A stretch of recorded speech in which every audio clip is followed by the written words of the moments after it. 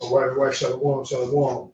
Before we begin, we give all praises, honor, and glory to Yahweh, Ba'ashem, Yahweh Shai, Ba'ashem, Makakadash. This Yaki Zil from the Bakalah one. And we're doing the inside lesson because the weather is not, the way we would like, but nonetheless, we'll continue on.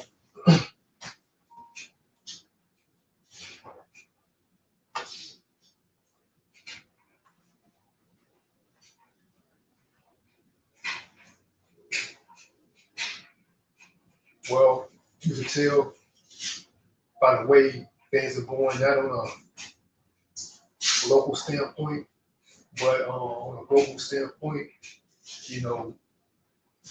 it's a lot of division amongst the people, division amongst nations, governments, hostility, and that's all through the spirit and power of Yahweh Shai, man.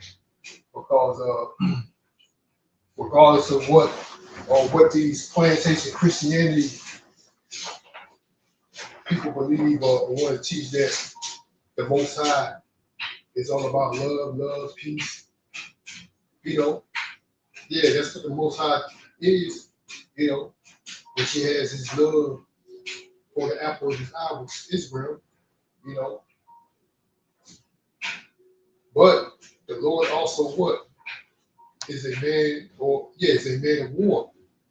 And what the Lord is doing is creating division amongst these nations, amongst these people. This place, Babylon the Great, is changing because of how these people try to walk around and act like it's not. They think like, oh, this is just a phase. After this 4 years, everything going to get back to normal. That's the same thing we was talking about with this C-19 shit. And you can see, even though, people somewhat is going back to business as usual, things are not the same, man, And this is current administration, what they're doing, they're flexing their power, man. I just saw on news, which I know a lot of people see, this current administration is going to change the name of I think it was called the Defense. Department of Defense. Yeah, the Department of Defense. Now it's what? The Department of War. So they're changing their whole stance. Really, what it was, they're not changing it. They've always been that way. They just being blunt. They're being blunt with it now, man. And to add to that, the Department of Defense, at one point in time, it was actually named the Department of War. And they changed it. He said, Trump said they changed it after World War II to the Department of Defense, but it was before World War II, even during the time of George Washington. From George Washington, I think, up to World War II, it was named the Department of War. But then they changed it after World War II. They changed it to the Department of Defense. I didn't know that until recently. Yeah, I didn't know that at all. So that's what these devils are pretty much being blunt with you, man. Going back, being blunt, that's how they want it. Make America great again. They want that phase of Esau, Edom.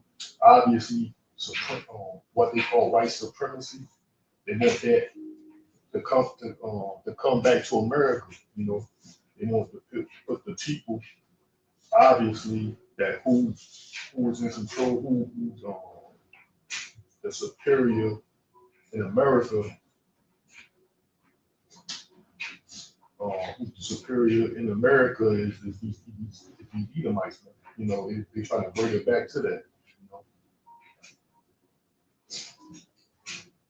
But that's the devil showing his horn.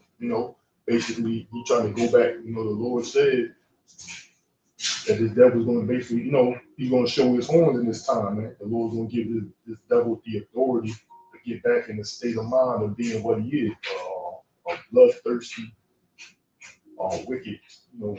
This wickedness is being revealed. So more or less, he's going to all he can do is resort to his blessing, which is the sword, which is warfare. You know, and this devil is going to do exactly just that because the Lord says he's going to do it. I got a precept in the book of Jeremiah, chapter 13 and 22. It says, and if thou say in thy heart, wherefore comes thee, so like wherefore come these things upon me, for the greatness of thy iniquity are thy skirts discovered, and thy heels made bare. Can the Ethiopian change his skin, or the leopard his spots? Then may ye also do good that are accustomed to do evil, man. So these devils, man, they can't change who they are, man. You know, they can deceive you, because that's one of their character traits too, is deception, one of their biggest ones. All they can do is deceive to make you believe that they had a change of heart. You know, they changed over at the world, say a new leaf. No, man, they can't, these devils are accustomed to doing evil, man. They can't change who they are because the Lord had made them the way they are, man.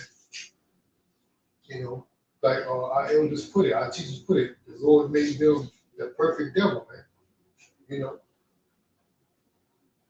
Another precept is Ecclesiastes 7 and 12. It says, Ecclesiastes 7 and 13, it says, consider the work of the Most High, for who can make that straight which he hath made crooked, right? So the Lord, who can persuade or make this devil, I don't care what you simple Negro, Latino, Native American trying to, the scripture said, trim thy ways and seek love. Whatever you offer this devil, acting like he's going, now he's changed, this is all he wanted, pimping out your wife to him, your family members, your daughters, whoever, your little cousins, you know, whoever.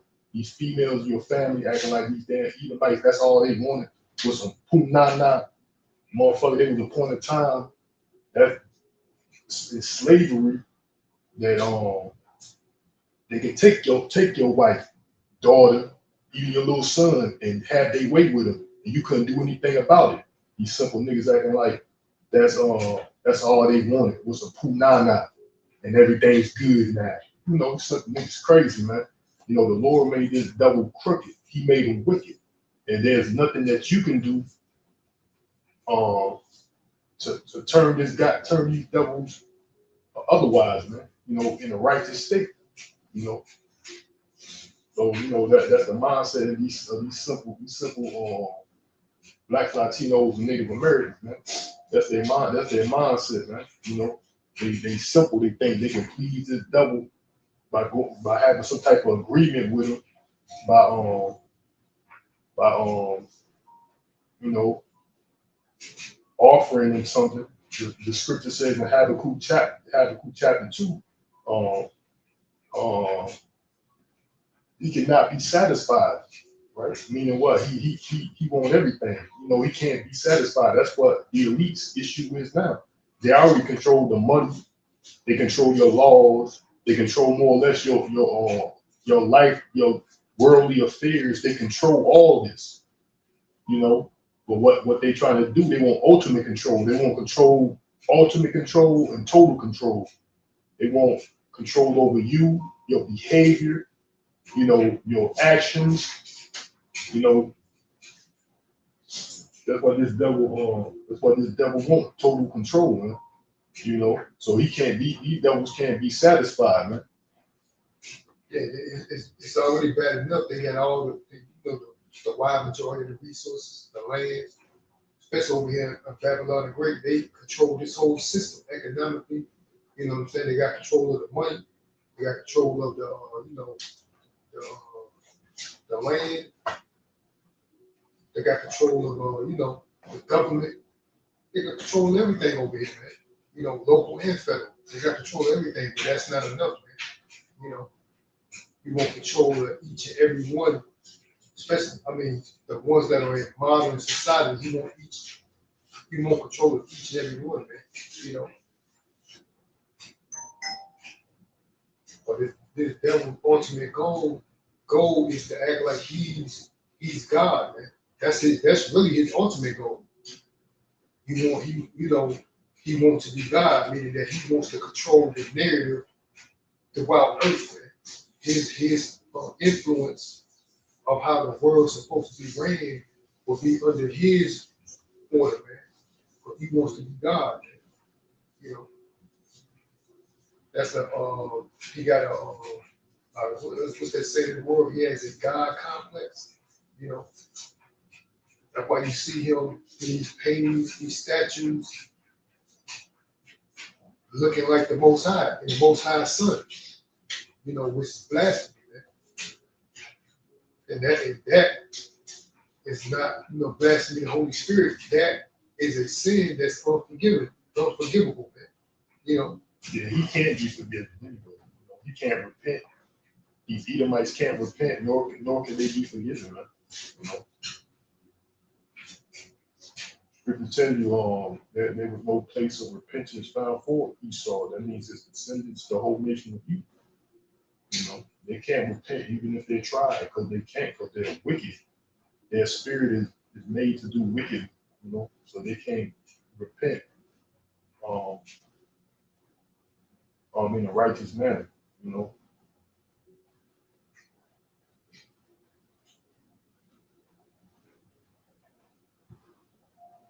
This guy talking about he's declaring war, there's war, he's basically going back to his blessing, which you can find that in Genesis the 27th chapters, where Isaac blessed Esau with his blessing was part of his blessing part of the blessing that Isaac gave to him by Yahweh Bashim Yahushua was that he shall live by the sword,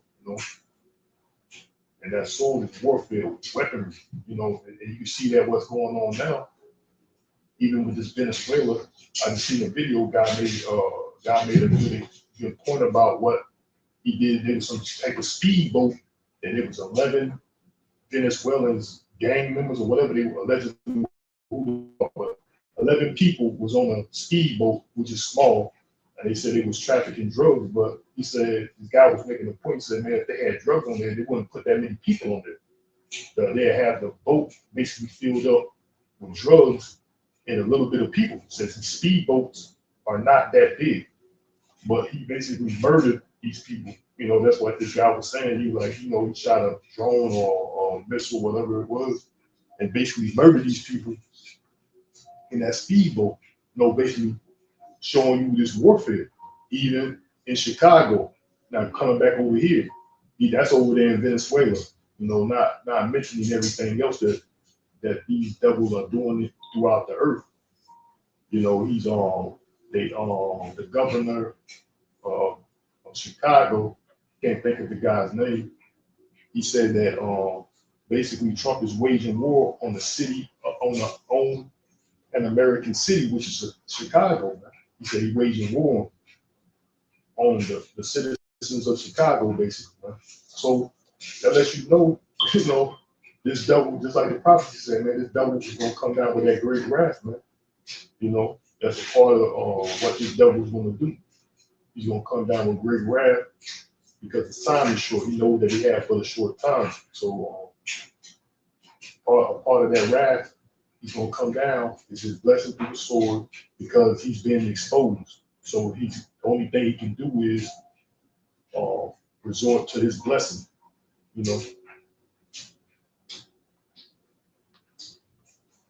So his blessing is the sword, and that's all he can resort to, use of the sword. Isaac in that blessing said, "You shall live by the sword." So that's how he's living. He's going throughout the earth, causing war. I got a precept out of Revelations that I had put in my I think it's Revelation chapter 6 that I put in my lesson that I did, I think yesterday. Revelation 6.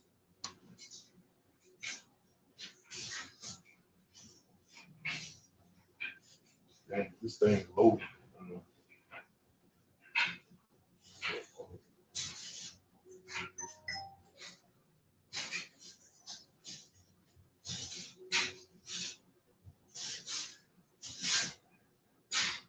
Yes, this this app is it's just loading.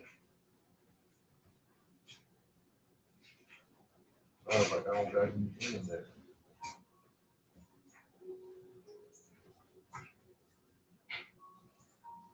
Give me a second. I don't you know. That's what these devils do. You know, they try to hinder. You know, the devil in his technology. Of course, he know how to manipulate it. You know, he's the creator of this technology, so he know ways of manipulating it, how we feel. You know, I'm not surprised. You know, I'm not surprised. Still, I'm not surprised at the things that be happening there because I don't have control over. I didn't design it. I didn't create it. I'm not the creator of these devices, this technology. Esau is. You know, but we're still saying like I don't got internet service.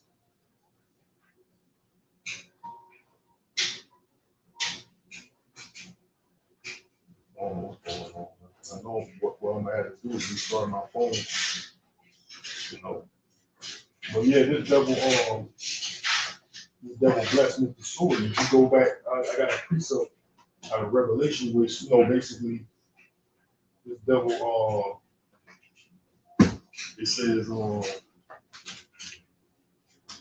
gonna just get out the amplified. I mean that's the precept, but I'm gonna go to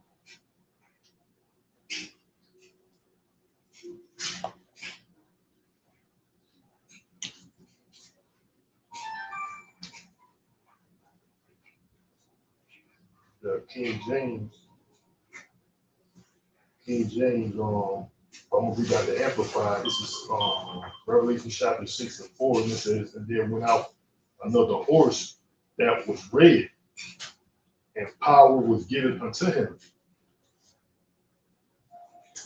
Uh, that sat thereon to take peace from the earth, right? So this double, like just like this other guy made an example of by them changing it back, changing it back to the Department of Defense. Changing it back to the Department of War instead of the Department of Defense. That wordplay brings out like you're waging war, right? You're out to cause warfare, which this devil been trying to promote to the world that he's a promoter of peace. Bring like for example, I'm trying to bring peace to the Middle East. I'm trying to bring peace everywhere we go. Peace, peace. But now, basically, he's showing who he is, man. You know, through um, what he was blessed with which was the sword warfare. So he's showing his horns, and by him changing his name back to the Department of War, that like people are saying, I've seen on the internet a lot of people are saying, a lot of these Edomite veterans or whatever, they're saying that this wordplay of Department of War, it brings about a different feel in the Department of Defense, right? Yeah, dictatorship, man. You know, just like I mentioned, some time ago, I said, man, these people don't realize the biggest dictator on the planet is these people here, man. But they're always trying to think other countries, other leaders, or other countries as dictators. They are because they're trying to control everything. Just as a mentality of a dictator is. I got a precept in the book of Matthew 10:34. Think not that I am come to send peace on earth. I come not to send peace, but a sword. Man. So that's what Esau even means, man. The Lord is not come to send peace on earth, man. The Lord has come just to say, What the devil doing? it's just like I don't know no Indian. So Like, I'm not even-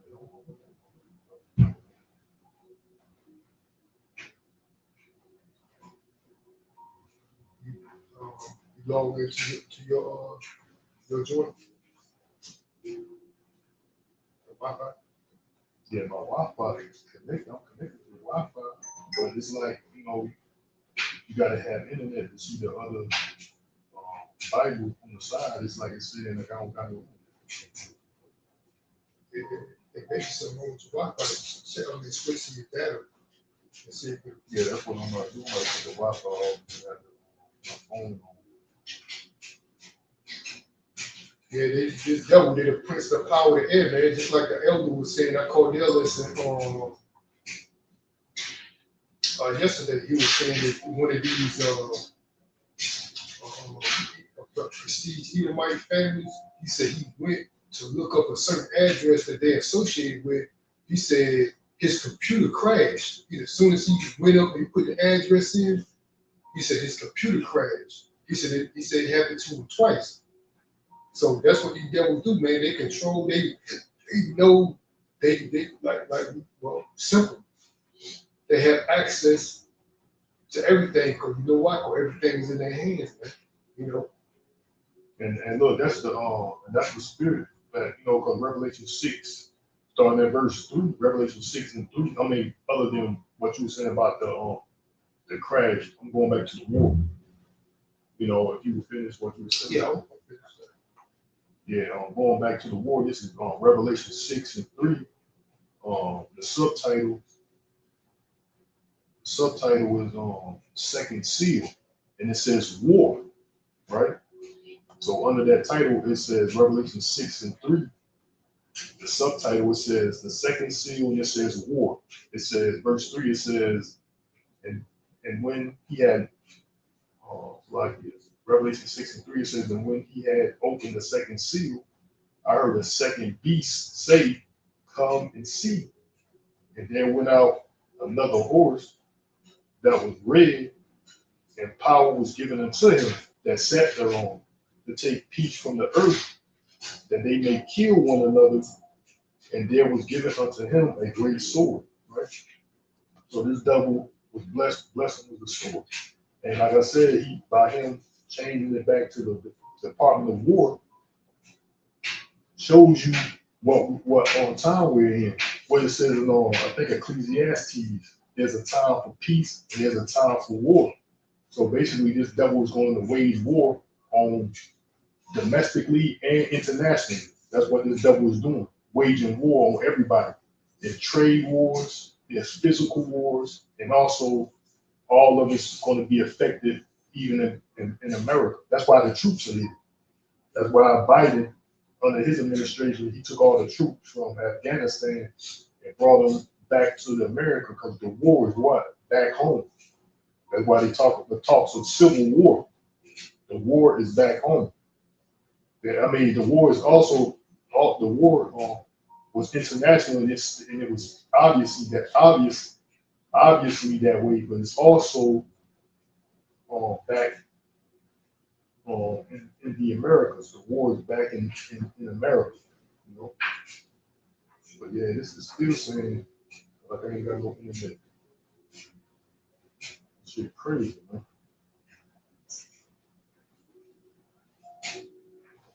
Yeah, these devils got capability. They can cut shit off. Just like they said, this place is more or less at a flick of. Somebody was making an example that America is not a police state, but at the flip of a switch, it can be. You know what I'm saying? So basically, it's already set up to be a police state. All they gotta do is hit that switch, and we can become a police state. Everything's monitored. Everything's being videoed. People are being followed.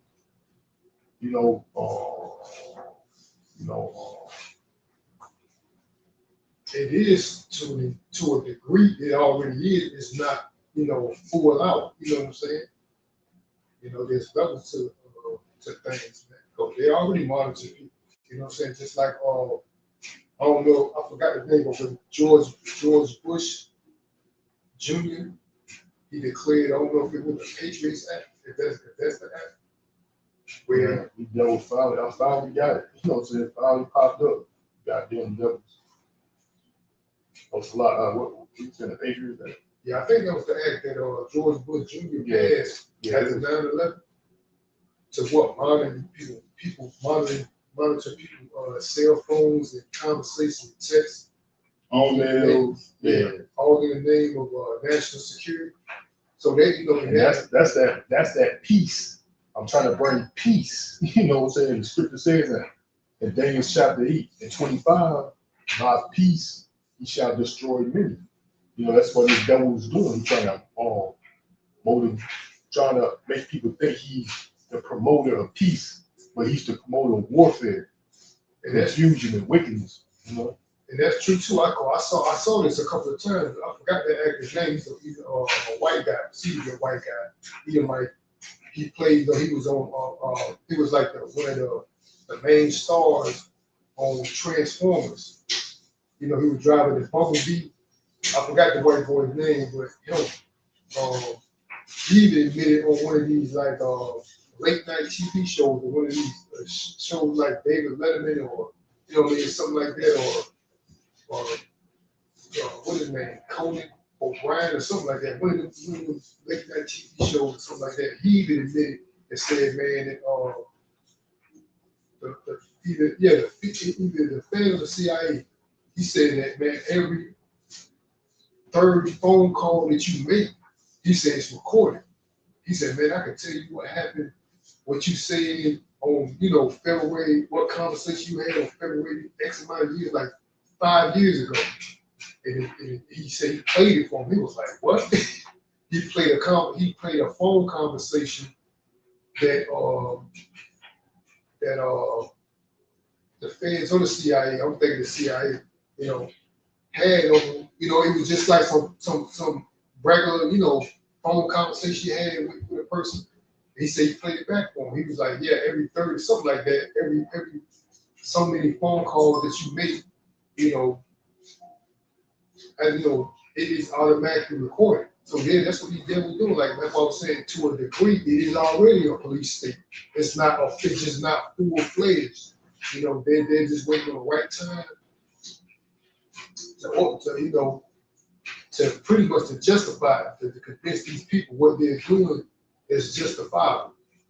Just like I was saying about that 9/11 attack, which we know, there's things there's already evidence to prove there's a lot of stuff that's up with it, which I ain't gonna go into detail. But once you start speaking your opinion, I'm gonna just say to say at least your opinion about certain things nowadays, they'll block, ban, take down your video, saying misinformation, medical, whatever. You know what I'm saying? If you start voicing your opinion, that right there will bring about some other form of information that's contrary to what they say. Yeah, and a lot of it is coming from it's coming from another media source, like say NBC. They'll bring it on national TV or something, and then if you just repeat, say, oh, did you catch this? And you repeat it, they'll block you, but the actual source where you got your information is up. It's still readily available. Yeah. Okay. So just like I was saying about that 9/11, they had to orchestrate something in order to put this policy in place, which is the Patriots Act. Because that's what these devils wanted to do anyway. They had the capability of doing it, so they had to orchestrate something to actually have you people convinced they have to do that in the name of freedom, peace, or whatever. Yeah, I got a precept back in Revelation 6:3 out of the Amplified version. Was the title again? The subtitle I'm reading again says the second seal, and it says war. It says when the Lamb broke the second seal, I heard the second living creature call out, "Come!" And another, verse 4, and another, a fiery red horse of bloodshed came out, and his rider was empowered to take peace from the earth, so that men would slaughter one another, and a great sword of war and violent death was given unto him. Right? So that's what this devil was doing. Even these people, somebody who made a comment also about that, what they did to that youth, that speedboat, those Venezuelans on there. They said that that basically demonstrates what's going on with these Israelis over there and those Palestinians. Who said that basically tells you that's the same mindset that they're doing. So this devil was given a great sword So I'm gonna read it again. And another, a fiery red horse of bloodshed came out, and its rider was empowered to take peace from the earth, so that men would slaughter one another. So that's what's going on, man. He was giving men up there, men going to war, killing each other, because this devil was blessed. The Job 9:24, the earth was given into the hands of the wicked, and this devil blessed him with the sword, and that's how he's going to live. So this great sword that was given to this devil, he's spreading warfare, carnage, bloodshed all throughout the earth, man. So that men will slaughter one another. That's what's going on, man. These big people out there slaughtering each other. Example, this guy just slaughtered these people on a U-boat. They're doing the same thing these Palestinians. That's why they say, allegedly people are saying that, you like I say, you can't say certain things. But that's what people are saying, genocide over there or whatever, So you can see that's going on through the earth, even through whatever war you go back to. These devils involved in after World War II is being illegitimate. They didn't have a real reason to go in there through the precepts of whatever they're trying to say, spreading peace, ending dictatorship, or whatever they try to say. We got to liberate these people, or whatever. It's bullshit, There's no, you can go back. There was no legitimate war after World War II. For example, I'm going to say that far back. There was no legitimate war that these devils was waging on these other countries, from Iraq. Like I said, you can't say certain things. Just do your own research. Even that guy Noam Chomsky, even he has said he's a Jewish professor. Even he said it. We were saying all these presidents after World War II are convicted of war crimes, even to your current president. Right? So I'm gonna read it again, Revelation 6:4 again. It says, and another, a fiery red horse of bloodshed came out, and its rider was empowered to take peace from the earth, so that men would slaughter one another, and a great sword of war and violent death was given to him. So that's what this devil was blessed with. You see that happening. You see these people just slaughtering one another. Through the commands of this devil, whatever he say, he say whatever he says. He has control over the narrative. So then, like I said, going back to this Department of Defense, they're taking down plaques and chains and renaming it, even though they said Congress have to make it official. They said, like on documentation, it'll still be the Department of Defense, because Congress got to change that. But it's a secondary name. But if you go to his office, that's what's going to have on his office, doors and all that. It's going to have the Department of War. But on documents, it's going to be still considered the Department of Defense. Now I'm going to jump down. Famine is coming too. That's verse 5, but I'm going to jump down to verse 7. Revelation 6 and 7, it says, and when he, the Lamb, broke, I'm going to read out the Amplified. I'm going to just read out the King James. Revelation 6 and 7, it says, and when he had opened the fourth seal, I heard the voice of the fourth beast say, come and see. And I looked, and behold, a pale horse, and his name that sat on him was death, and hell followed him. And power was given unto him, and power was given unto them over the fourth part of the earth to kill with the sword, and with hunger, and with death, and with beasts of the earth. So the fourth part of the earth is America, right? So that's why I was saying that the war is back home too. You know that the state, I mean the stage of international world warfare is obviously here, but they you know their plans is also to bring war to to you American people in Babylon, which is America.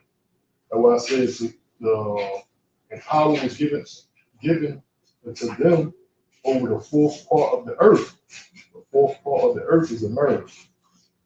I think it's what Europe, Asia, Africa, and America, if I'm not mistaken. I might be. I don't want to say no. But on the fourth part of the earth is America. That's why the troops would, um, the troops came back to America, man. They just left everything and came back over here, man.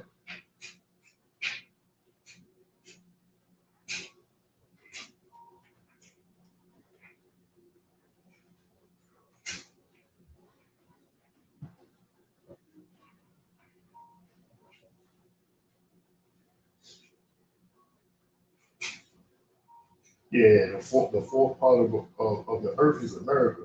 It's Europe, Asia, Africa, and the fourth part is America. So this devil was given power, was he's still the pale horse. These pale bastards, these red pale bastards, they are the horse. No, the black horse is Esau. You know what I'm saying? He all the horses, man. You know, he's the red horse, the black horse, the pale horse. Yeah, You know? it's just different tactics that he used that the scripture pretty much defines, you know, what he's doing. You know, plagues, the sword, you know, he's that power for which you know the word force represents power, and you know he's in the power seat to pretty much do whatever he wants. You know what I'm saying? If you want to come at you this way, you know, using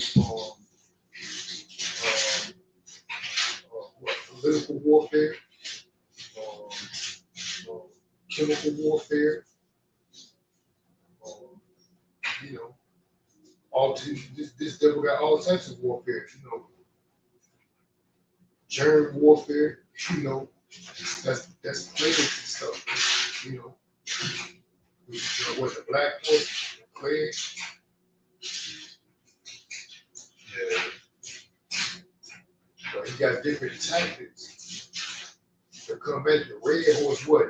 Just you know, that's the sword. You know, he using these weapons. So he's given, you know, the Lord had gave this devil, the Lord had given the earth over to the devil, man, you know. So he's just doing as what is in his nature. His nature is what? Destruction, death, you know. Everywhere he goes, that's what he spreads, man. But these people want to believe the facade, which is deception, that he's been given, you know. But power's been given to him. So what? Deceive.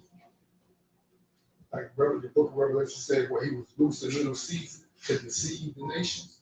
That's this devil, man. He's been loose to deceive people, man. A lot of these people, they don't want to believe the reality of that's what's been going on. You have been deceived by this devil. Going back to the Revelation 6 and 7, that pale horse is out the Amplified version. It says, I looked, Revelation 6, verse 8, and it says, so I looked and behold, and a sheen, pale greenish gray horse, like a corpse, right? So you know, that's why it says representing death and pestilence, right? So like I was saying, it's basically he was his blessing is to bring about death and warfare tactics that can be like I was saying, biological warfare, chemical warfare, you know, physical warfare, psychological warfare. You know, this devil was blessed with all these forms of war. You know, and there's many other tactics of war. You know, but he was blessed in these strategies of war. You know, so that's why he's waging war on the people, and that's why he's also bringing war back home in America. That's why you see the troops in your countries right now. Like I said, there's articles out there that says he's waging war, and these are articles. And even the governor of Chicago said that he's waging war against a city. So that, like I said, the fourth part of the earth is America, right? I'm gonna read out the Amplified version. It says, Revelation 6 and 7 and 8. So I looked and behold, and a sheen gray on a pale greenish gray horse, like a corpse, representing death and pestilence. And its rider's name was Death, and Hades, the ram of the dead, was following with him. They were given authority and power over the fourth part of the earth to kill with the sword and with famine and with plague, pestilence, disease, and by wild beasts of the earth.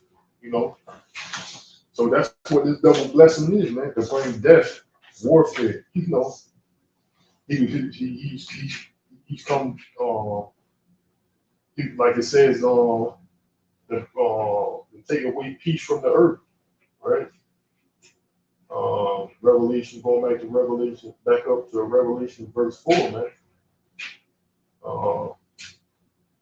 He was given, and power was given unto him, Revelation chapter 6, verse 4, and power was given to him that sat thereon to take peace from the earth. But that's what this devil be trying to promote. He be trying to promote world peace. I'm trying to unify, but it's a form of deception that he was never about peace. He was about world domination and conquering through the disguise of peace and liberation, freedom and peace and justice for all, or whatever that bullshit slogan that he tried to hide on. You know, but he was bringing pestilence. He was given a great sword to take peace from the earth. You know, he's not bringing peace. He was taking peace from the earth, man. You know, through his blessing, right? So this devil is not going to bring peace, even though he's saying it. He's not going to bring it. That's not what his job is. His job is to be wicked, and that's what he's doing. Daniel chapter 8 and 25.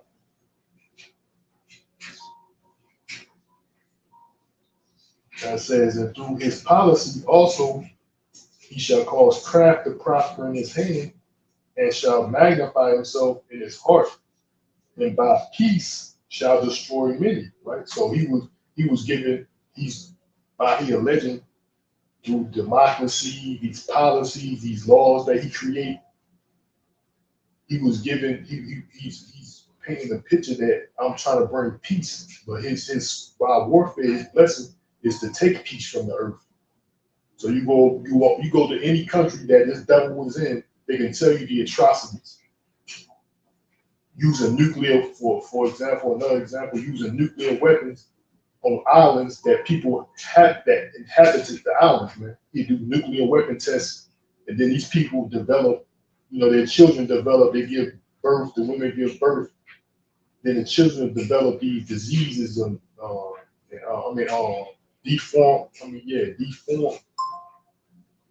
Deformities. Yeah, these deformities, these children be deformed when these women give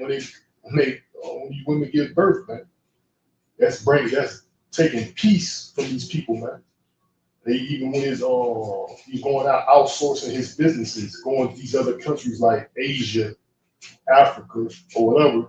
He's bringing his industrial complex, his industrial complexes over there, his industries, his factories, and all things like that over there, and they're contaminating the water, polluting the water, polluting the air because the same they don't have the same regulations. right regulations that they have here. They don't go by the same regulations. You know, they can do whatever they want, pollute the air. So these people are being contaminated. You know, polluting these people air. They're dying, polluting their lands over there. They can't grow food and all none of that like it was. Things were clean. You can't do that because this devil's going around taking peace from the earth, taking peace from people. And actually, the regulations over here are really one of the worst, man. Because I saw not too long ago they were showing these products that we have today in comparison how they were, you know, maybe three decades ago, to say the least. The ingredients, you know what I'm saying, have changed over the course of time. That now, like in comparison of when they were sold 3 decades ago, you know, they had, you know, fewer, when it came to ingredients, there were fewer and they were more natural, you know, ingredients in comparison today. You got numerous ingredients and a lot of them are chemical based, you know, or 15-letter words that you got to look up the dictionary to find out what that actually means. And that's where we at now. You know, with a lot of these products people call, you know, food, you know, consume. It was a science project, man. You know, because, you know, in comparison to these other countries like Europe, for example, you know, a lot of stuff that we eat over here is banned in Europe. And, you know, there's information out there, you can see that where it has side by side of, say, for instance, you know, I'm gonna just say a jar of Jiffy. It tells you in Europe what the ingredients is or what the product is actually made of, the ingredients, and it's, you know, it's for peanuts, salt, you know, just a couple, you know, natural. Over here, they got, you know, a damn paragraph with, just like I mentioned, 15-letter words that you got to find out what the hell is this. You know, so a lot of foods that we consume over here, other countries, man, they're banned over here, banned in their countries, man, because this devil, you know, add a bunch of preservatives and unhealthy chemicals to these products to try to preserve shelf life, you know, and in the long run, and for sure, actually, it's actually very cancerous to people, man. That's why you got a lot of people dealing with that, you know, those type of ailments. Right. It's carcinogenic. It's the food here.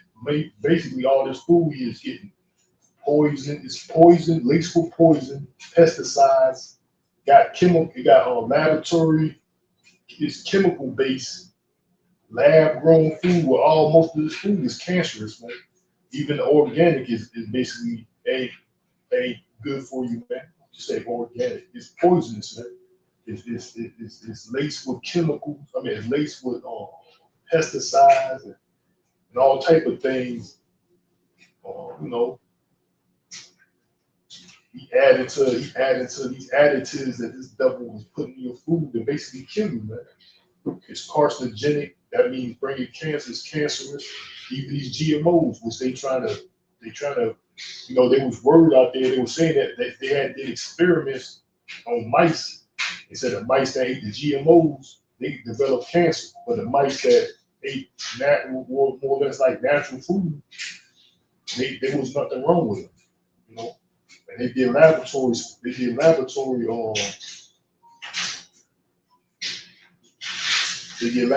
on mice like that, man. laboratory testing, study. But this devil, that's what they do. They study. They know, um, the chemical makeup and what will cause what when you do whatever, man. You know, so that's what ultimately that's what this devil's trying to do. That's why they took down those Georgia Guidestones and destroyed them, right? Mysteriously, they was erected and they took them down. But yeah, they want to. That's what their agenda is: population control. Even that weirdo Bill Gates, he's even saying that. He said through those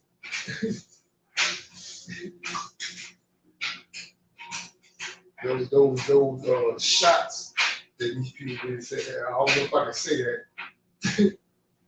These jump shots, I'm gonna put it like that. These people right here are taking in the name of health. Make sure you get your make sure you get your jump shot. He's saying they're using that for what? For depopulation control, man.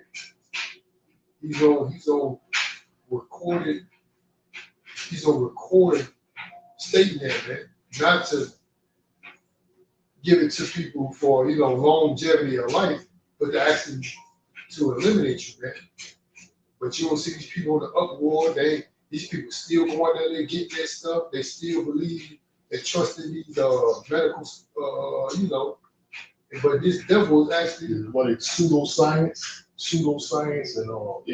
it's pseudoscience. That's in First Timothy, right? Like First Timothy. People still trusting in the medical staff. They don't even know what's in that stuff, especially when this 2019 when that stuff came about. That was it was a test run, But you see, these devils that was advocating what? Making sure you so-called Negroes, Latinos, and Native Americans get it, man. I need to get it. How need to get it? Like they so concerned about you, huh? Maybe they so concerned about your health and your well-being, huh? Yeah. And just like recently now, they're talking about I don't know if I can find it, but there was a project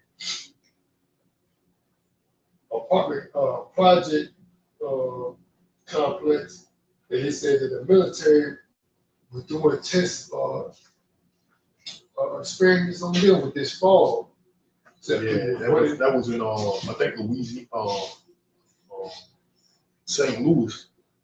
See? Yeah, St. Louis. I got a precept. This is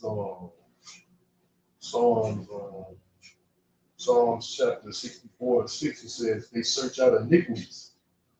They accomplish a diligent search, both the inward thought of every one of them, and the heart is deep." Right? So that's what these devils do, man. They search out iniquities, man. That's why they use these laboratories. They got these Ivy League schools, so-called prestige colleges. Which the elders say, they basically think tanks to bring about demises to the children of Israel, basically, man. They try to figure out ways to destroy us, man. With these damn prestige Ivy League college, they got a lot of these niggas around here brainwashed with this nigga culture, this rap shit. They got these retarded niggas. That's psychological warfare, man. They got a lot of these retarded niggas brainwashed through this rap shit and this nigga culture, and they don't see who their enemy is. They think their enemy, they ops is another nigga. You know what I'm saying? That's the only motherfucker I gotta worry about, a nigga. Even though you gotta keep your eyes on these niggas, but they ain't your ultimate ops, man. These niggas are brainwashed just like you did. That's what these niggas is, they brainwashed. Like I said, that's a form of psychological warfare, man.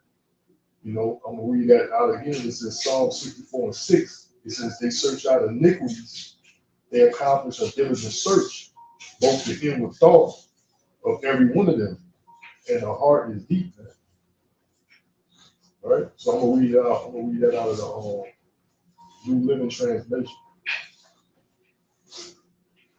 It says, "They plot their crimes. They say we had devised the perfect plan. Yes, the human heart and mind are cunning." Which that's Esau, man. They plot out their crimes, man. and said we had devised the perfect plan. You know what I'm saying? That's what's going on now. This new world order. You know, we got a perfect plan. They also their motto is never let a good crisis go to waste. That's why they saying we got a crime crisis. You think these troops are gonna he got these troops out there that he's talking about bringing them to other cities, for example, New York, Chicago, Los Angeles, Watts, St. Louis. Detroit. I said Detroit. Louisiana, New Orleans. All these states prominent where you so-called Negroes are at, man. Right, that's a good crisis, man. Crime. This is a crisis. You think they're gonna fall back off this? Hell nah, man. This is. I'm gonna get back what they said about what they say on the internet about never let a good crisis go to waste. And just like other elders and other brothers bringing out, man, they say, you know, at first, like with this ICE just still going on, when it attacking the Northern Kingdom, so these Jakes thought they were safe. Now what this devil doing, he's coming after you, man. You know, going to the predominant cities that are, or these cities that are predominantly so-called black, you know, thinking we're safe, man. You know, this devil, you know, he has An agenda, right? gun. But he has perpetual hatred. Oh yeah, That's the agenda, but he has a perpetual hatred for the children of Israel, man. And I'm looking at now, one of the brothers, you know, elders, he posted a video, I think the same guy you just mentioned, Noam Chips. It says how it said how being black in America became criminal. It said the criminalization of black life, man. So you being so-called black in America, you a criminal, man. Basically, that's what it is. Being black is a crime, man. You know what I'm saying? And that was the whole purpose when they came with the concepts of white and black in Jamestown, Virginia. That's why they named the so-called Negroes black, and they blamed that rebellion, which is named after the so-called white man that led it, came up with it. He basically was the mastermind and orchestrating the whole thing. That's why it's named after him, Bacon's Rebellion. They said it was the Negroes. Yeah, it was them. They blamed them. They blamed the Negroes, man. They put the blame on them, man. You know, of this rebellion, this Bacon's Rebellion. They put the blame on the black people that they labeled the Negroes, the slaves that they labeled black. They blamed on them and said that's the reason why they're black. You know, they're bad people. They're criminal. You know, they put that on there. That's what the history goes into. You know, and that's what it's always been. And I looked up Google. Never let a good crisis go to waste. You know, right? It says never let a good crisis go to waste means that difficult situations present opportunities to implement necessary changes or accelerate existing plans that were previously impossible. Right? So that's why they said they got a crime crisis. You think this difficult situation they're trying to say that we are in, you know, it implements necessary changes or to accelerate existing plans, the existing agendas that were previously impossible. The phrase is often attributed to Winston Churchill as root in Niccolo Machiavelli's writing,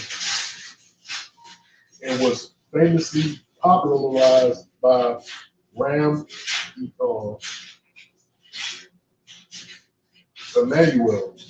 Emanuel in the context of political and economic agendas.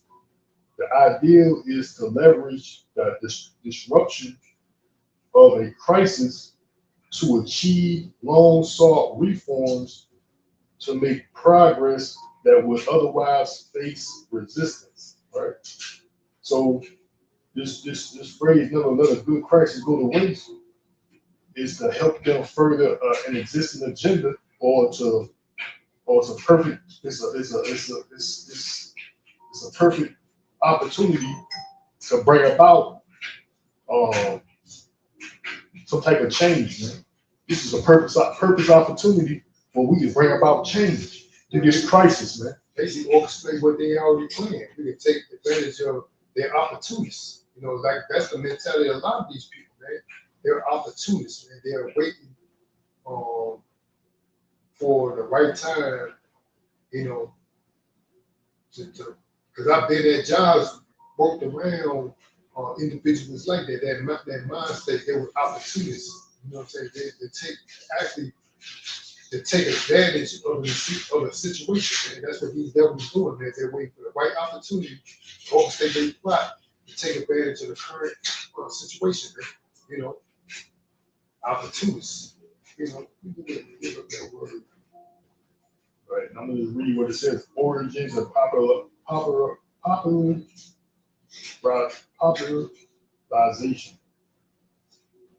Popularization. Machiavelli, it says Machiavelli. Says Machiavelli, it says concept is believed to originate with the Renaissance philosopher Niccolo Machiavelli, who is credited with saying something along the lines of never waste the opportunity offered by a good crisis, right? Never waste the opportunity offered by a good crisis.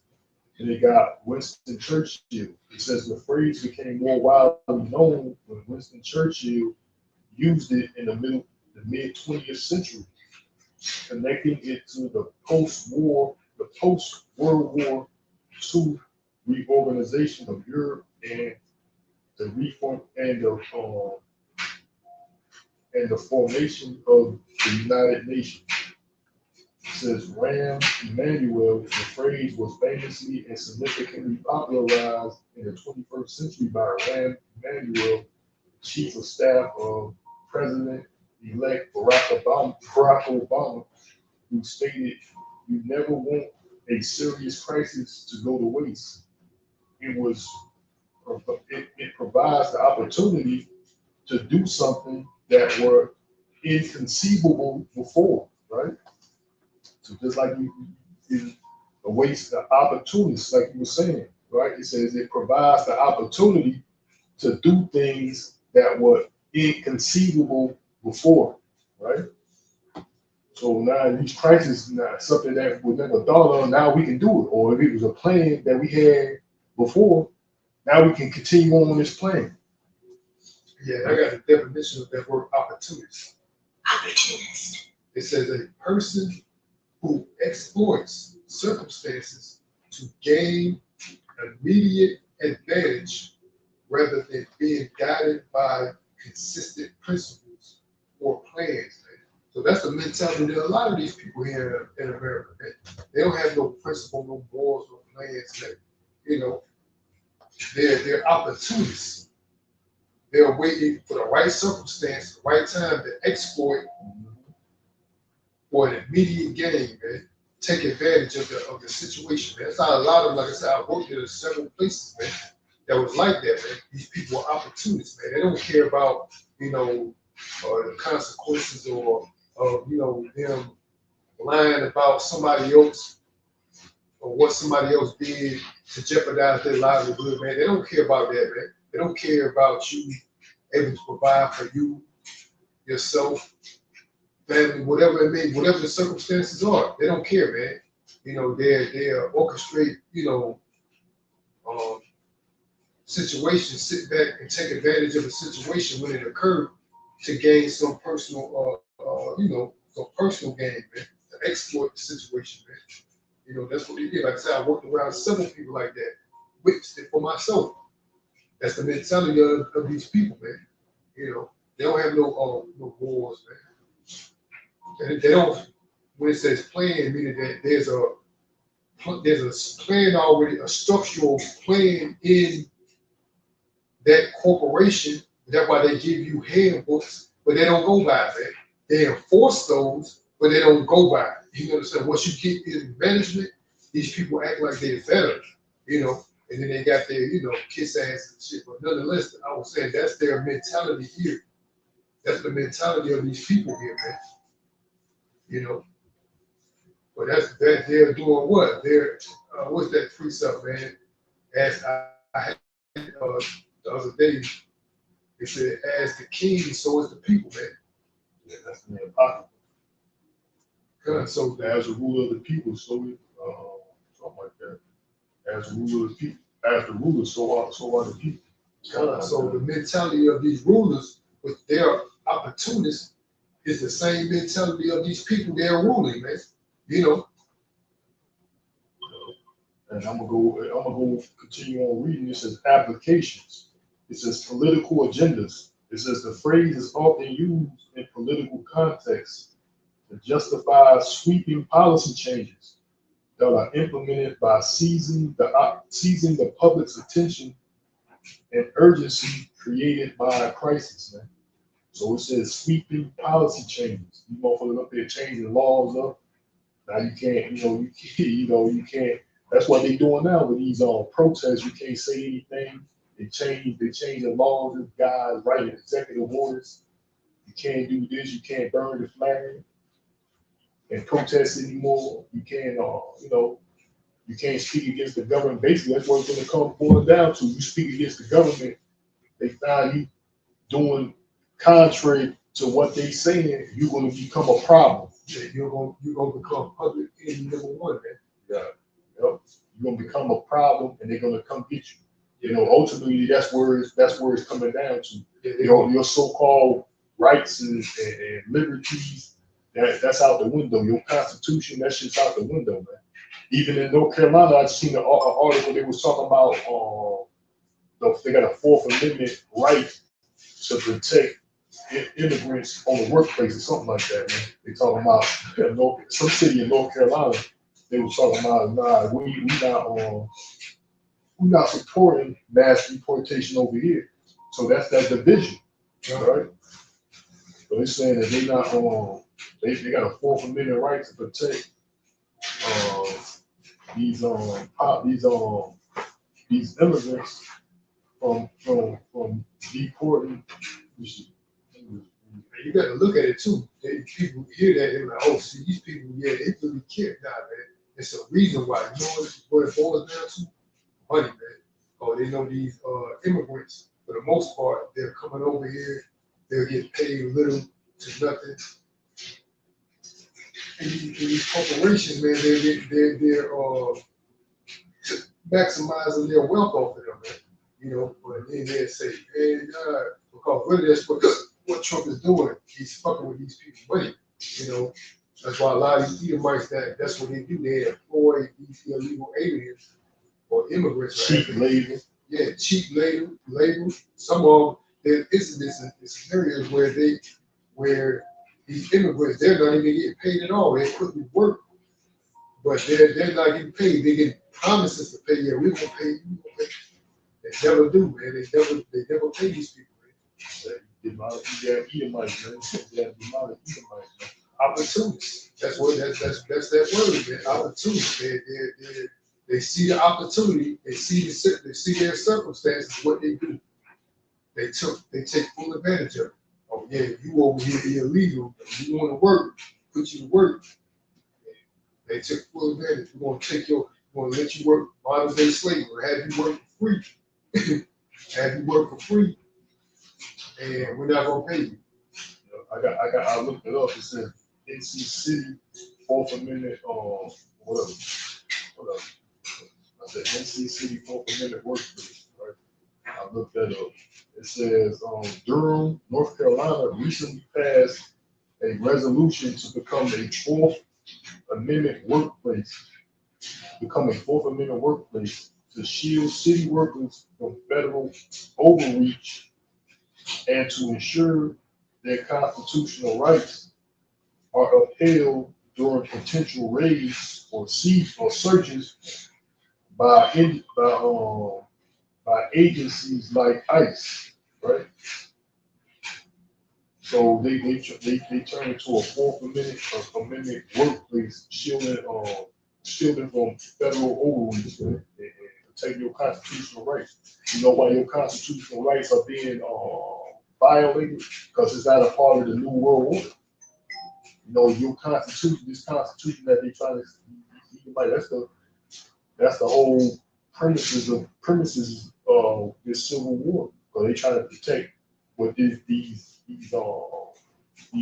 principles of America, which is this document, the United States Constitution. They trying to protect that, you know, and they go and the Edomites, they see that how things are going, their rights are being violated. Basically, that's why just recently that guy, some veteran, he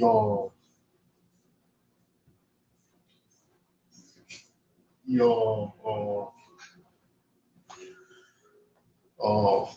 in Washington, in front of the White House, Washington D.C., he burnt the American flag in protest, man. But Trump just created a executive order that same day or that next day, it happened the same day or the next day, saying that if you burn the American flag, you get automatically a year in jail. You know, and we gonna see how they're gonna turn out, right? Right? Because the Edomites, they gonna see. That's why the scripture says in the city's gonna be troubled, man. And you see that. That's why they're gonna bring these military troops in and the prophecy, right? So these cities are divided, these democratic cities, states, whatever, they divided against the Republicans with this mass deportation and sending military, National Guard into these cities and states. These politicians are divided. That's why the Lord said these cities are going to be troubled, right? So we have a good news translation out the Apocrypha. I think it's Second Ezra chapter 15. I think it is.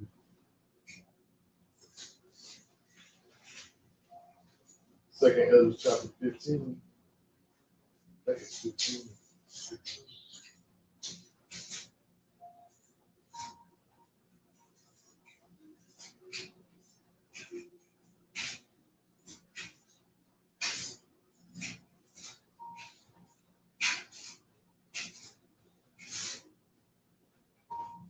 It says, Second Ezra chapter 15, and I'm starting at verse 14. It says, the people that, like the world and the people in it are doomed. The war that will begin, like the war that will bring their destruction, is very near. It says, nations will arm themselves and fight against other nations.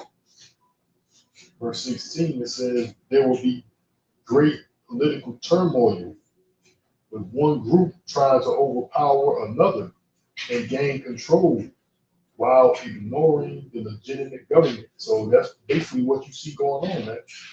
You see a group, you see political turmoil. These Republicans and Democrats are at odds with one another, right? One group trying to overpower another. You know, so it's like these Republicans are basically trying to overpower these Democrats, you know, right? To gain control while ignoring the legitimate government. So they saying a lot of these things that Trump are doing is illegitimate. They talking about, for example, alligator Alcatraz. They were saying that's illegitimate. This dude, let me see, this dude sending the National Guard into countries illegitimate. These ice raids, basically, they're illegitimate. You know, and a lot of other things that this dude Trump, for example, is doing. They say basically it's unlawful, man, illegitimate. So you see that's happening, right? And like you said, that's what it's called, governmental overreach. And I got that definition. Governmental overreach is the excessive exercise of power by governmental authorities beyond what is constitutionally authorized or legally permitted, often impacting individual rights and liberties, and can be targeted by crises like pandemics or terrorism. The dates around it frequently involve balancing security and freedom with potential implications for democratic governance, key areas of certain include the digital age and privacy, the balance of power between the executive branch and the Congress, and the limits of federal power versus state and individual authority. So yeah, that's a demonstration that you see. Especially, it's not limited to this one, but you can see it blatantly with this administration. And a lot of and not all these administrations, regardless Democrat or Republican, did that to an extent, man, which is governmental overreach. But you can see it blatant with this one, man. This guy don't care, man. You know, because more or less the elites gave him a green light to do that, man. You know, they gave him a green light to do what he's doing now. You know, but what they're doing is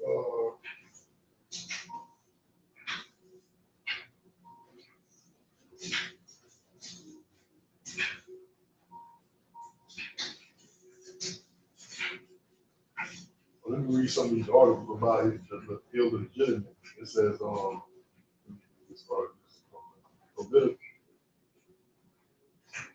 political.com. It says, judge rules White House pocket decision gambit is illegal. Don't know what that means. Pocket decision gambit. I don't know what that means.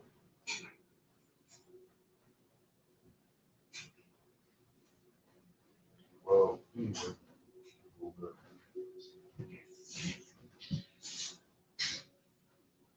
This one says on Vox.com, it says Trump lawyers just inadvertently admitted that his tariffs are illegal.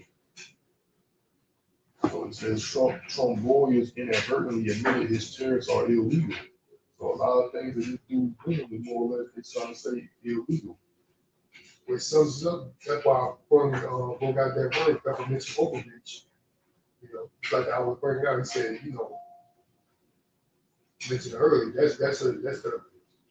that's pretty much, you know, just to sums it up, that's what he's exercising, governmental overreach. And what they were saying, just like I was saying about those 11 Venezuelan individuals in that speedboat, as they're trying to say they were drug runners, or you know, but they didn't have no proof, man. It's like they eliminated these people without proving that they were drug runners.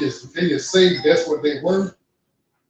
Then they just say what they were. And that's how these people is, bro. They say they were drug dealers. That's what it is. He said, there was another. I think he, if I'm mistaken, he might, he may not have been, but I know he wasn't.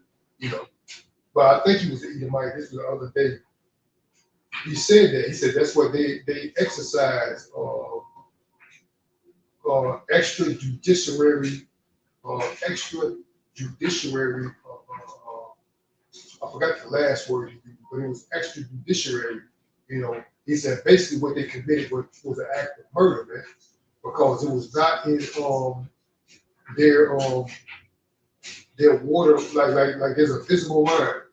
And once you in the ocean, and once you cross that line, they're gonna say that's like this is United States territory. Yeah, international waters. So once you cross that line, they can intercept and come and investigate. They didn't even do it. These people would not cross that line, that imaginary line. It was well outside that line, and they blew them up, man. They got proper procedures. They're supposed to wait, just like you said, they're supposed to wait till they cross that line. They're in United States territory, their water territory. You're supposed to wait till they cross that, and if they have a reason to stop, they're supposed to stop their searching, arrest them, and prosecute them, basically, man. They ain't following procedures. This devil just killed them, man. Yeah, that's a dictator move, man. But yet these people here, you know, they want to ignore it. You know, they don't care. A lot of these people don't care, man. They're like, this the mentality of people like. That's why the Lord said, you're gonna be like a madman sparing none, man.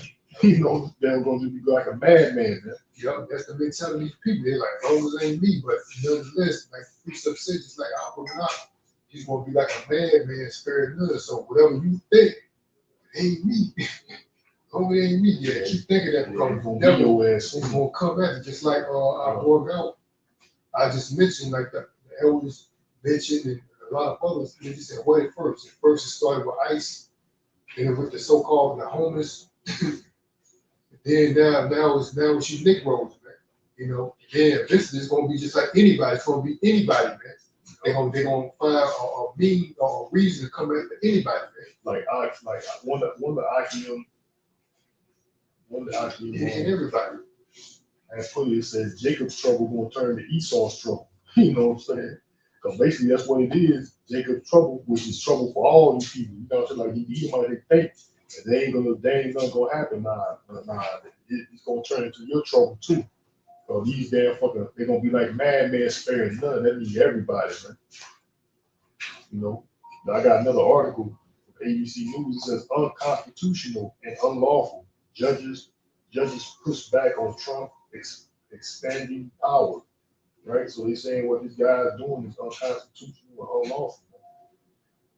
It was the worst week in the courts in months for the administration, and it came after another major loss last week when an appeals court struck down some of Trump's tariffs. So he's talking about his tariffs.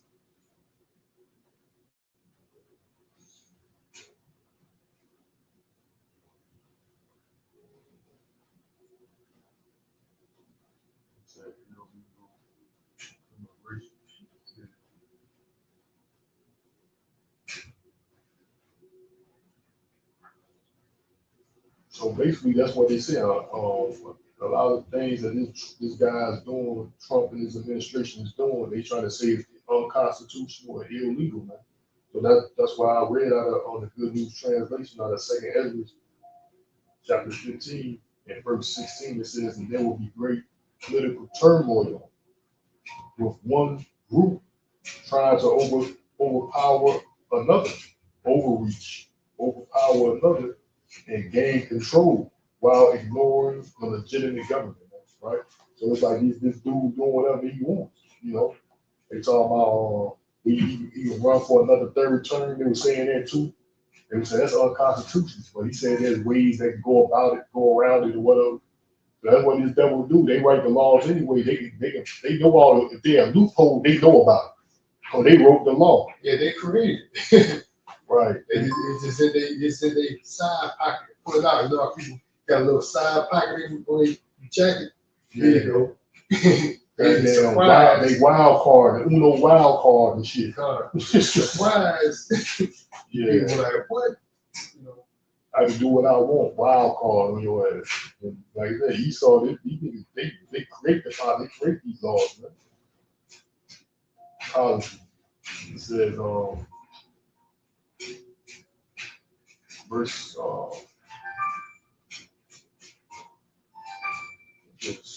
see you in trouble. Let's see, it might be in KJV. Yeah, verse 18.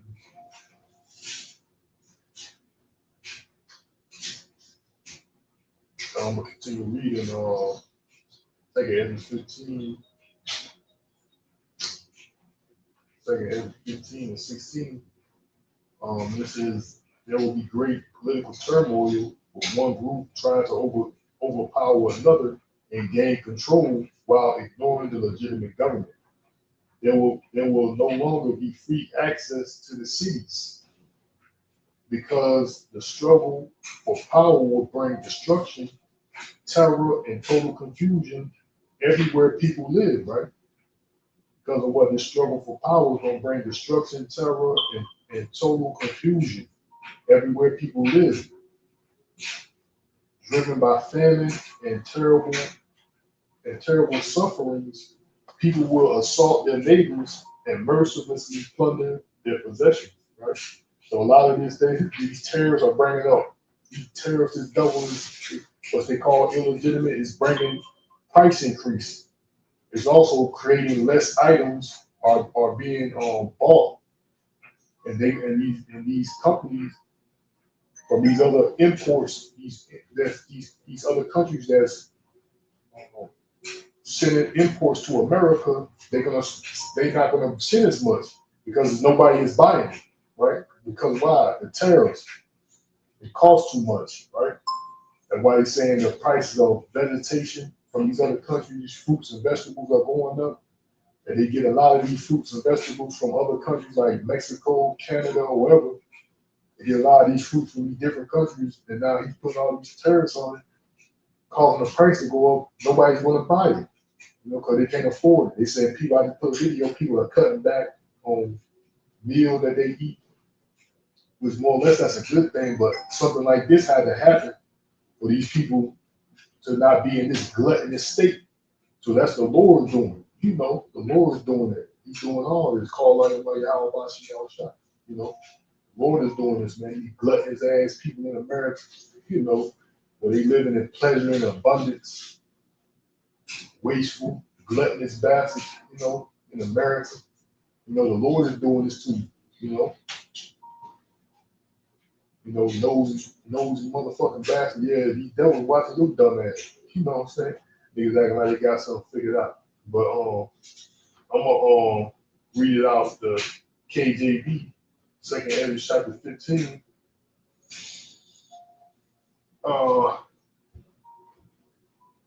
We start at 14. Woe to the world and them that dwell therein, for the sword and their destruction draweth nigh, and one people shall stand up and fight against another, and swords in their hands. For there shall be sedition among men, and invading one another, and they shall not regard their kings nor princesses, and the course of their actions shall stand in their power. Right?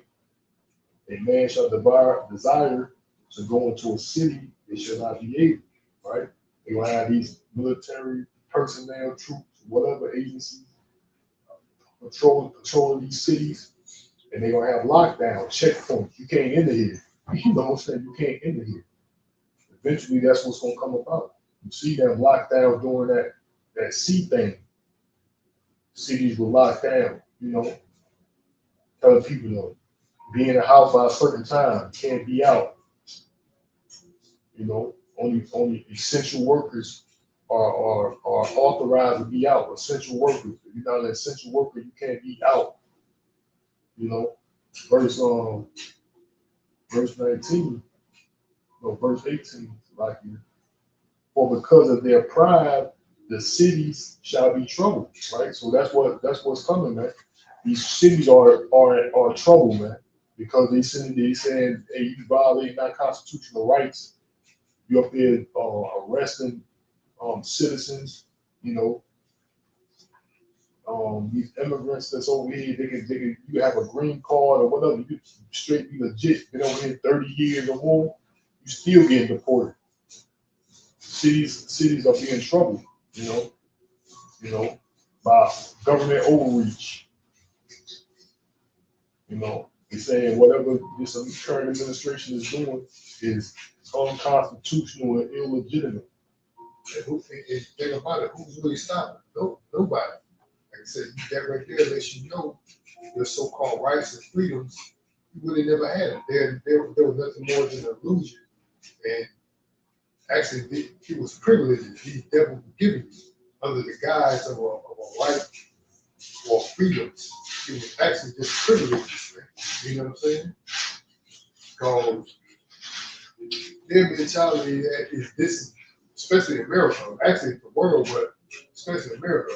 America's ours, and we dictate what really goes on. Yeah, that's what I said, but I can change my, that's an unstable man. I can change my opinion, idea, thoughts at a whim, which that will fit my agenda, my narrative. And even though like these things, what it is, people think this place is falling. Like that's the mentality that these people thinking like, oh, this place is gonna crumble. If it does, fall, it's gonna be through even though we know ultimately how it's going to be destroyed, but in the mindset of these people, they think that, it's going to be a foreign agent that's going to come through or come and take over America. Nonetheless, it's like that already, you know. But actually, what it is America is being destroyed from the inside. You know what I'm saying? So you got people that are working your government is actually destroying it from the inside, man. You know. And I got a statement right here. I mean, I got a statement suggesting that America is being destroyed from the inside reflects concerns about various internal issues, including deep political polarization, threats of democratic norms, increasing economic inequality, and a potential decline in global influence. While the United States remain a major global power, these internal challenges create, no, it's like these internal challenges create widespread debate about the country's direction. This is political and democratic challenges. This is political polarizations. The division between Democrats and Republicans has intensified, leading to legislative gridlock and making compromise difficult. This has resulted in an us versus them mindset, mindsets like which eroded trust in democratic institutions and can even increase the risk of political violence. It says erosion of democratic norms. It said experts point to recent efforts to undermine election integrity, expand executive power, and politicize governmental institutions as signs of democratic backsliding. This includes attempts to subvert election results and pass state laws that restrict voter access. Economic issues. This is wealth and economic, it's like wealth and income inequality. The United States has one of the highest levels of wealth inequality among developed nations, with the top 10% of families holding nearly 70% of the wealth in 2022. This this uh, this disparity, this proportion, it's like disproportionately or disproportion, this disproportionately affects Black and Hispanic families due to structural racism and exclusionary policies. Yeah, man, that's why this place needs to be destroyed, man. Because they said the top 10% holds the top 10% of families holding nearly 7% of the wealth in 2022. You know it's the Edomites, man. You know, and funny you said that. They were just recently. I don't know how long ago. It wasn't too long ago. Donald Trump had a tech meeting. A tech meeting with Mark Zuckerberg was there. Bill Gates, Mark Zuckerberg, Bill Gates. You know, them two. I know they was there. They talking about they had hot. Elon Musk. Nah, he wasn't there. They said they didn't invite him. You know what I'm saying? But they had a hot mic moment, and Trump asked Mark Zuckerberg how much money he's going to spend or invest or something like that. He said $600 billion. I'm like, what the fuck? Yeah, I'm spend 600 or invest $600 billion. They said, yeah, that's a good number. That's a good, yeah, that's six, ain't it? But anyway, it was a hot mic. He said, I wasn't too sure how much money you want me to say or something like that. He was a hot man. He like it was a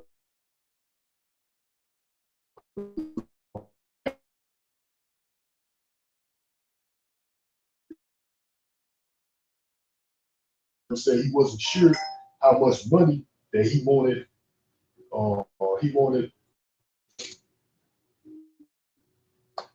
wanted Trump that Trump wanted him to say. You know, he wasn't too sure. $600 billion. I'm like, man, what the fuck? Got that money, man. Like these motherfucking Edomites, man. Like I said, they got the 10%. They hold the majority of the wealth, man. You know, like $600 billion, man. In a few years or something like that. Next year, a few years or whatever shit, man. $600 billion, a lot of money, man. Yeah, so think about it. And then he said, it's like if he got over $600 billion to invest, how much do we got? You know what I'm saying? Man, come on, man. I mean, if that number, you know, if he's not exaggerating, if it was just something he said, like he said, he stated, like you were saying, he stated, I wasn't sure. I just came up with a number. I don't know if that was exaggeration or that's literally. But second is, if it was literally that he had 600 billion to invest, imagine how much money that he had that this guy got total, man, to invest $600 billion, man. Not million, but billion. You know, that's a lot of money, man. You know, so these devils got money, man. And I saw not too long ago, didn't it say that who was that? Elon Musk, he said he's the first trillionaire. Yeah, right.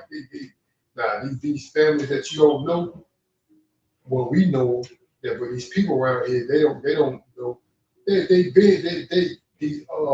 actors that you see on TV, these Elon Musk, these Bill Gates, these Mark Zuckerberg, George Soros, and all these actors that you see on TV, they pale when it comes to money. They pale in comparison to these families that really run the show, man. You know, some of them are related to them, some are, they all affiliated, but they pale in comparison to how much money. If you're trying to, they're telling you that.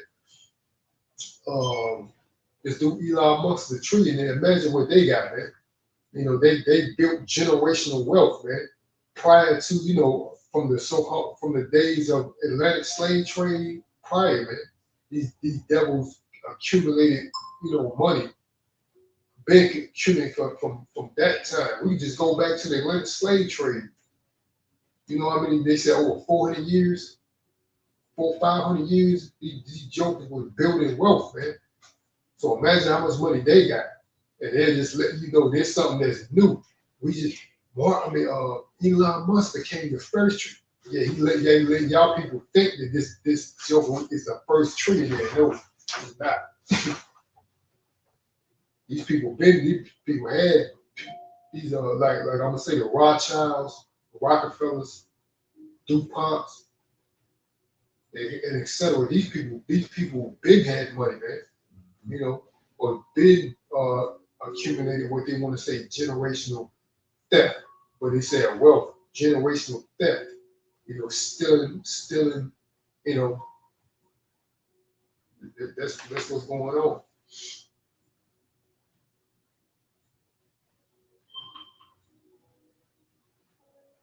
Yeah, so basically, I'm gonna read this out of Isaiah 10, because that's how these devils think.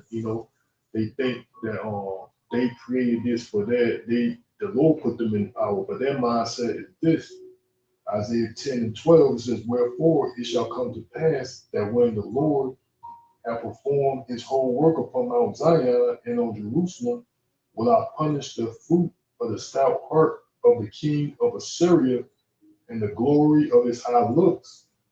For he has said, by my strength, by the strength of my hand I have done it, and by my wisdom, for I am prudent, and I have removed the bounds of the people, and have robbed their treasures." Just like God said, generational theft. These devils are, going around, doing just that. Verse 13 again says, "For he has said, by my strength." So like by the strength of my hand, I have done it.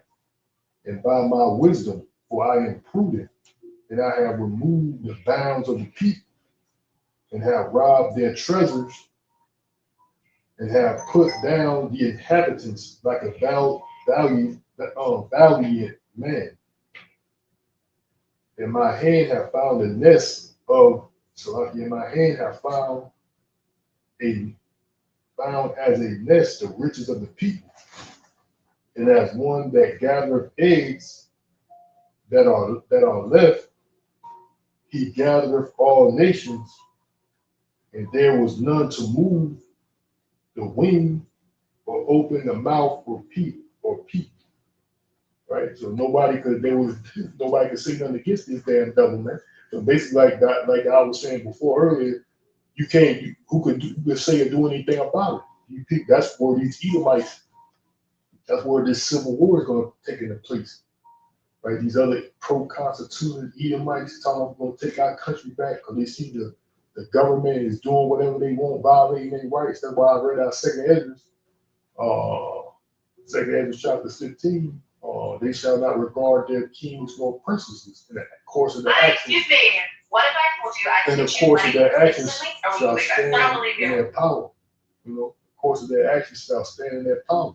You know, so this devil is these devils think that they get it by their strength, by their wisdom.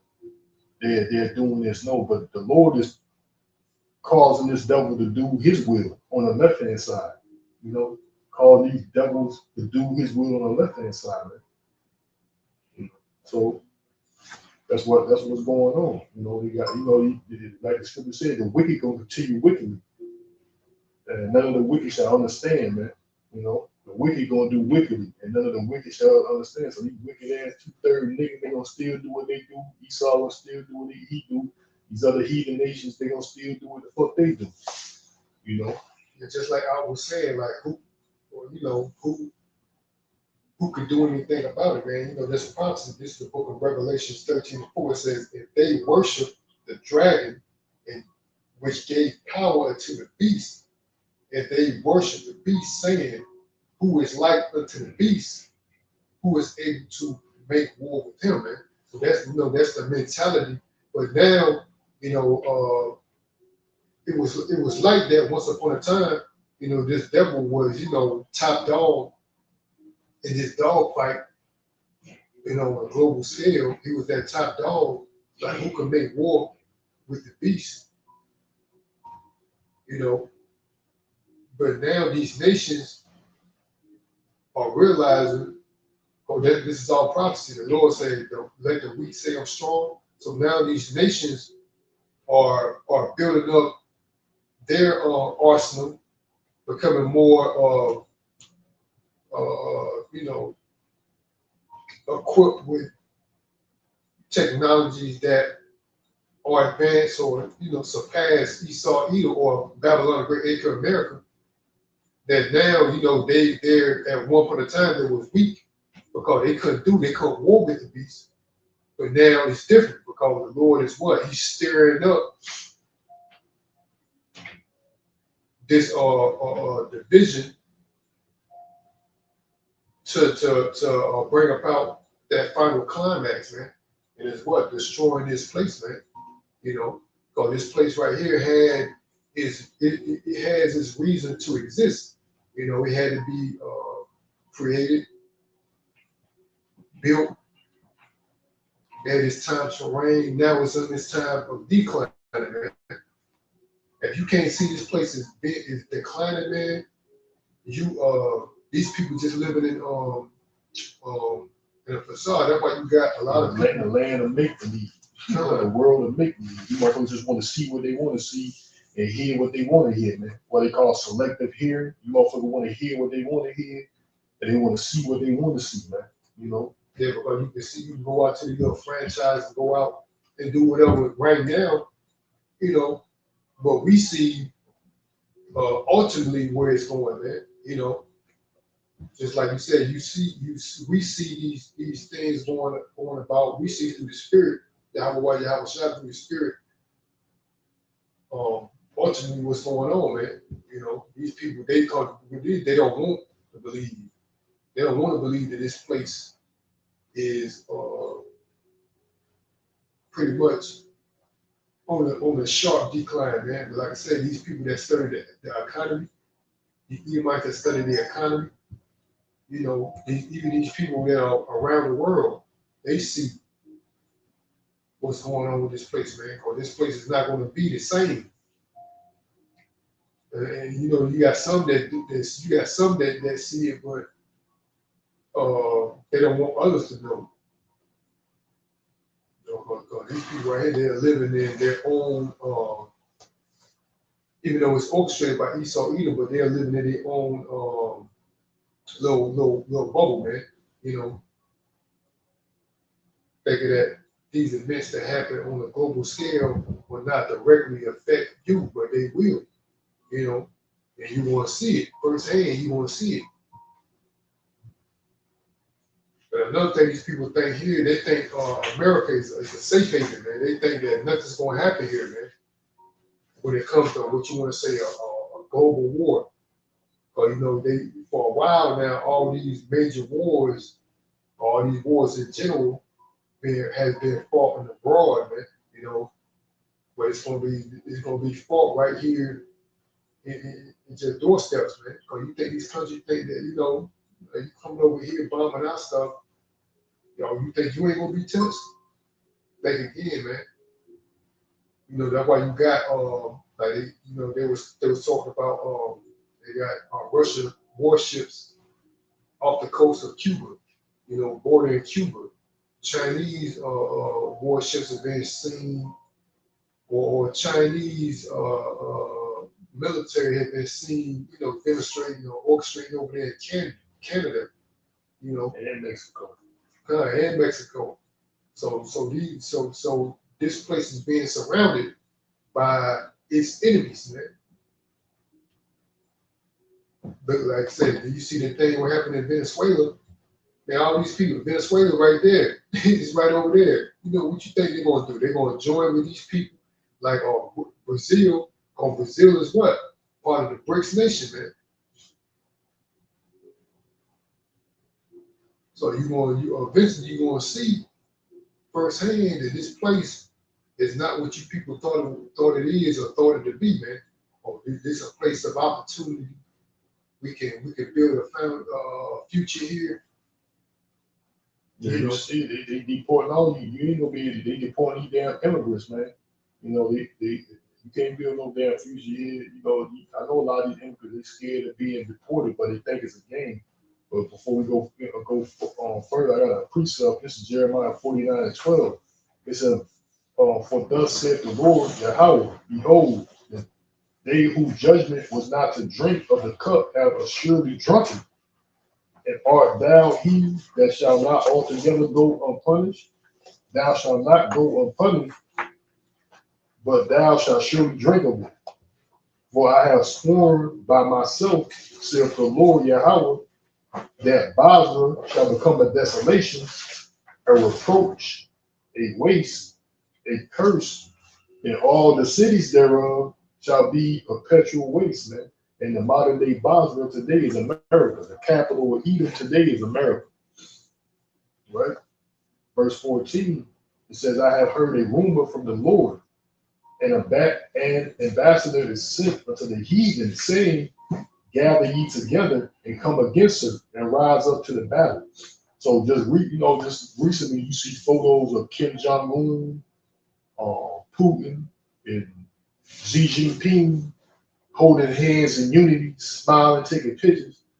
Then you see another, then you see another photo of the guy Moody, whatever his name is, Moody from East India, from India, the president or the head over there in India, Moody, whatever his name is, Xi Jinping and Putin smiling, holding hands together in unity. That's these other nations gathering together. Of course, the BRICS nation, the BRICS nations, of course, all these nations gathering together in unity against her, who is her. Babylon the Great, Lady Liberty, man. You remember what you said to me the other day? You said that what Trump said about him. You said they're doing what behind his back. You told me that. Talk about their Xi Jinping and Putin is conspiring conspiring. Yeah, exactly. Conspiring against them. Yeah, so right there lets you know that what Trump's saying. So that is evident, man. You know what I'm saying? These countries, man, are done with this place, man. You know why? Cause you done burnt bridges, man. People see you for who you are, and what the precept says, that you reap what you sow, man. This devil went throughout the earth reaping what? War, destruction, and you reap what you sow, man. That's what he's been doing, man. We're going throughout planet Earth doing that, man. And eventually, and somebody, it's going, that stuff, it can only last but for so long, man. Doing stuff like that, well, basically just wickedness, man. It only can last but for so long, man. They got to be a balance, These devils can't rule forever, man, because the Lord said He's about balance. What is the balance in that? Wickedness cannot just rule forever, man. There's no balance in that, man. So we know through the Spirit and power of Yahweh Shai, man, that this place is coming to its end. You know what I'm saying? And what the precept said, better is the end of a thing than the beginning, man. All right, I got that. This is from Bloomsburg.com. It said Trump accused Xi of conspiring against U.S. with Putin and Kim. Right? So that's these nations. That's what the scripture said. And I read Jeremiah 49. Verse, I'm going to read it. Jeremiah 49:14. Again, it says, I have heard a rumor from the Lord Yahweh, an ambassador is sent unto the heathen, saying, gather ye together and come against her and rise up against her in battle. Right? So that her is America, Babylon, the Great, Lady Liberty. That's why I said Trump said Xi, the president of China, is conspiring against the U.S. with Putin and Kim. So that's what these nations are doing, man. Because they know these other countries, they know without a doubt what happened, what's going on, what been happening in Asia. It ain't what you've been fed over here in America. These false, this real misinformation that you're fed over here by propaganda, and they controlling the narrative. They telling you what they want you to hear, what they want you to know. These other countries where it went down at, for like Afghanistan, Iran, fucking parts of Asia, Southern and Central America, Africa, these places where it went down at, they know exactly what the fuck happened. You can't tell these people that no, it didn't happen that way, it happened this way. They know exactly what the fuck happened. That's why they were talking about this damn reverse opium war that's going on. And they try to blame, that's why people don't I don't know everything, but there's information out there. That's what they call what's going on in America with this this fentanyl crisis. They say it's basically being created by China and funneled in by being funneled in by the cartel. They saying that that's a reverse opium war, man. Because that's what the U.S. and Britain did. That's what the U.S. and Britain did to the Chinese, man, to Asia. There was a point of time. That's what they was doing, funneling opium, black market, illegally in China. And it got like 1/5 of the population or 1/4 of the population hooked on opium. Basically, they were saying they weakened the military stance of China because like 1/5, like 1 out of 5 Chinese men was hooked on opium or something like that, man. Like basically weakening their country, man. So they saying that, what's going on here with the fentanyl crisis, is basically a reverse opium war, man. And what is that? Reaping what you sow, man. God. That's what it is. You reap, you sow that, so you will reap that, man.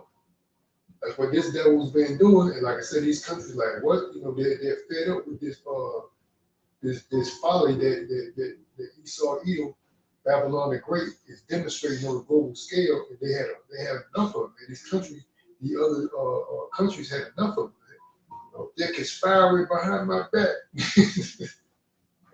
I'm gonna keep reading. Jeremiah 49:15. It says, "For lo, I will make thee small among the heathen and despised among men." Right. So that small goes insignificant, and of course they despise. Like I said, because you can't tell these other countries what actually happened in their country. They know the truth.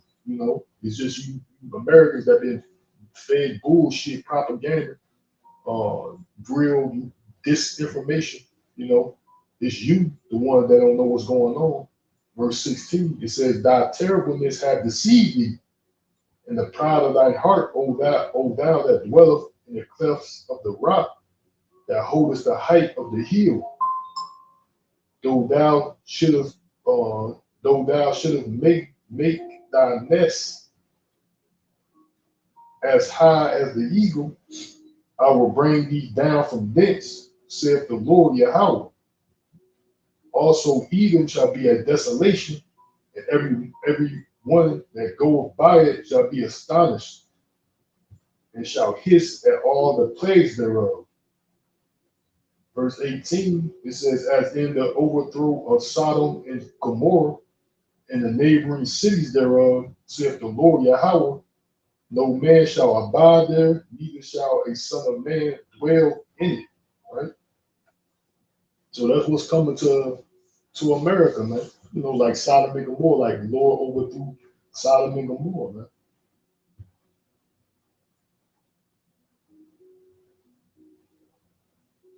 Well, how the Lord overthrew Sodom and Gomorrah, fire and brimstone, and that's how these other nations gonna overthrow America ultimately, by fire and brimstone, which is by these nuclear missiles. These ICBM nuclear missiles, man. And they just recently talked about Trump saying they was looking at Xi Jinping military parade that they did just recently, man. They was like, more or less concerned and all that shit, man. Because what he was parading around, the ICBM nuclear missiles, man.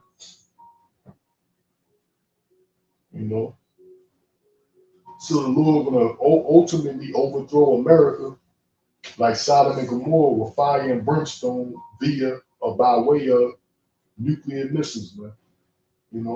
That's how it's gonna end. That's how America's gonna end. Thy terribleness hath deceived thee, and the pride of thine heart, O thou that dwelleth in the clefts of the rock. Caveman, cave beast. Esau Edom, man. They being deceived by their terribleness and their pride, man. Pride. That's why this dude, the Secretary of Defense, how he talking all prideful. This motherfucker talking about we're not just gonna be a defense, we're gonna be an offense. This motherfucker talking like some damn high school some high school football coach. You know what I'm saying? You know why? Because shit funny as hell. The majority of those that's fighting they recruit to fight their wars is these young adults fresh out of high school, 18 years old. You know what I'm saying? Between 18, 20, 21. And then they passed legislation where what? I think what is 18 to 26, ain't mistaken. They said if you between those ages, you're automatically signed up for the draft. So you ain't got to worry about that. When we was coming up, it was like it was like a choice. I mean, pretty much they was telling you, but it was more or less like a choice. You could sign up for but now it became an ultimatum. Like you have no say so. If you between they passed this policy, made it into law where if you between these age groups, if I'm mistaken, I think it's 18 to 26, you're automatically drafted into a war, man. So they're gonna have these young people, fighting their wars, fighting their narrative, man. You have no choice in it. What do you do? Either that probably put you in, behind bars somewhere, or possibly even put you to death.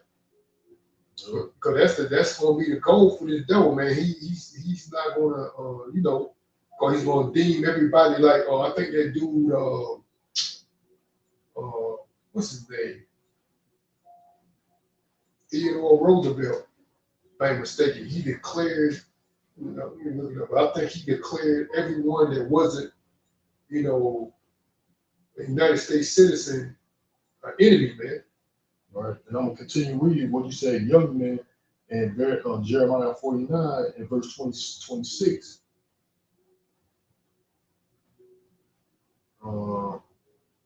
It says, "Their young men shall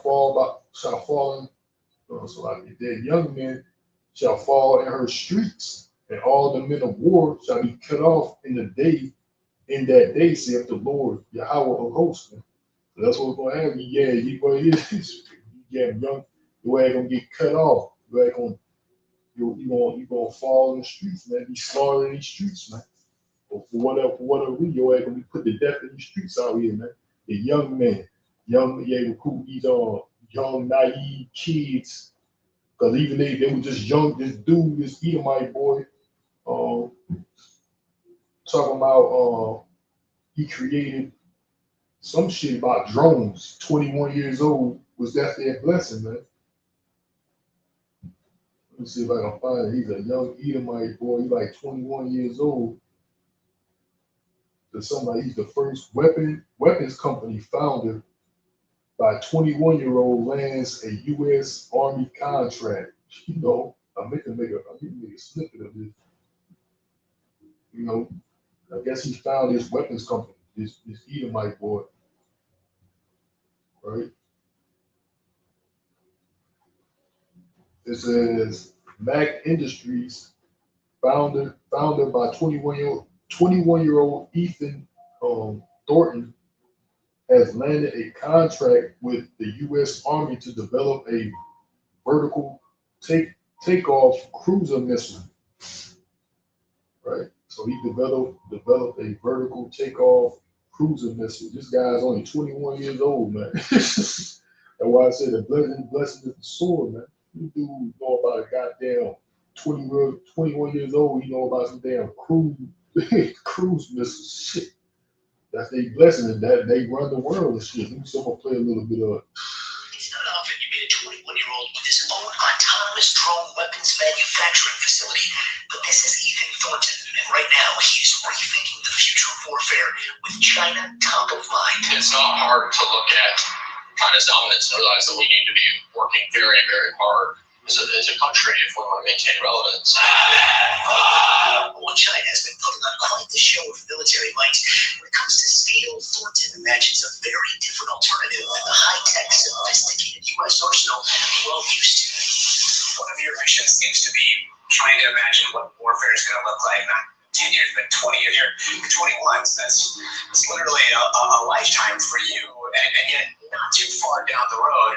How do you see the future of warfare in 20 years? To me, what's most concerning is you can look at ultra large scale strike with very, very cheap assets. So if you can find a way to get very small, like $400 to $1,000 drones by the millions above populated areas. So let me just try to visualize that. So millions of these very low cost drones descending over a populated area. What you'll see it used for is taking out all of your cell phone towers, taking out all of your high voltage power transformers, taking out your cranes and ports, like essentially just stopping your industrial machine. So this dude talking about some drones, low cost drones, about $400, thousands of drones just in the city and taking out infrastructures and shit. You know what I'm saying? blowing up infrastructures, man. You know, that's what Esau blessed me to store, man. This guy talking about he 21 years old, man. You know, talking about I'm trying to, you know, he already owned a company, found of this damn weapons company, man. Talking about, yeah, he's trying to get these low cost drones, swarms of them by the thousands, just into this city and just taking out whatever they need to take out. Phone towers, this, that, and the third. Yeah, electrical time. Pretty much Yeah. many acts. If they were having over here, they say terrorism. Yeah, But, you know, like they were doing, like they doing over there, like they have been doing over there in Iran. They were dismantling their nuclear. and that's already that's like what this guy's talking about. I already seen them demonstrate that shit, man. Like I already seen that like last year or something. Like they already said that. Like they got these drones, a group of drones. They're just going to a city. They already demonstrated. They're just going to a city and start goddamn blowing shit up, man. Like whatever this guy's already said, they already got that capability, man. They just put it in these damn little kids' hands, acting like, you know, yeah, it's for the youth. It's for the youth, you know, fooling you because you naive. And these devils already had this shit planned, but they gave it more or less. It's probably some old fucking Edomite. These old Edomite bastards, they already mapped the shit out and they just gave it to him, you know, try to make him feel important. You want to be a part of this, don't you? You want to be a part of this, son? Yeah, I want to feel proud. Your terribleness has deceived you, you know, in pride of thine heart, you know. That's what it is. These devils trying to go about taking peace from the earth, man, through warfare. And that's what this guy was talking about. Thousands of cheap drones going into cities that can happen domestically. And you neighborhoods, they don't have to come. They don't have to come and fight you physically, man. They got the ability to send these drones, robo dogs, shit like that. I already seen a video of that talking about if you see robo dogs in your cities and shit, this is what you need to do. You know, it was a robo. They had a demonstration, more or less like a cartoon, or like a robo dog chasing these people and through cities. They talking about how you should stay indoors and if the robot got an arm, you know, if the robot got an arm, if the old robot got an arm, don't use the elevator. If the robo dog don't got an arm, go to the elevator because it can't press the button. Say shit like that, man. Use obstacle courses so the dog can't move. You should, you know, like, man, that shit ain't gonna work. You know, that shit might work for a little bit, but if you got thousands of drones, then you got hundreds of or maybe thousands of little dogs, these damn robo dogs, you ain't gonna be able to fight that shit, man. They don't sleep, they don't get tired.